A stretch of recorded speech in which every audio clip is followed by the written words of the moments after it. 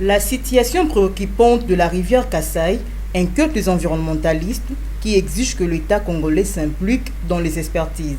Pour M. Juya Bouela, cette pollution est un crime environnemental. C'est une catastrophe environnementale et humaine. Pourquoi? Parce que les communautés locales et peuples autochtones riverains de ces rivières-là sont victimes de l'eau toxique qui risque de compromettre la santé des Congolais.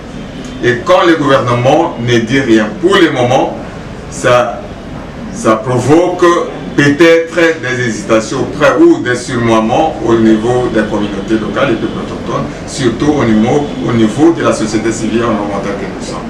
Ce que nous demandons au gouvernement actuellement est de diligenter quand même des enquêtes et essayer aussi d'accompagner les communautés qui sont tellement victimes. Parce qu'aujourd'hui, c'est au niveau de Chikapa, la rivière descend, l'eau descend jusqu'à atteindre le fleuve Congo, à atteindre l'océan. Et ce sont les Congolais qui seront victimes de cette pollution d'eau. Pour cet acteur politique, la pollution de la rivière Kasaï démontre le manque de gouvernance du pays.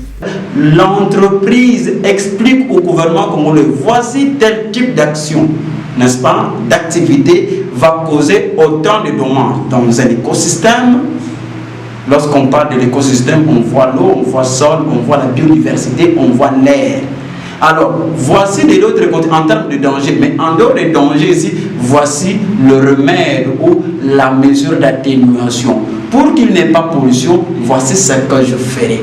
Moi, étant un environnementaliste, je dirais au conditionnel que la pollution de la rivière Kasaï est issue des activités minières. Rappelons que, selon le gouvernement, cette pollution est occasionnée par le déversement des substances toxiques sur les rivières Chikapa et Kasaï par une usine en Angola.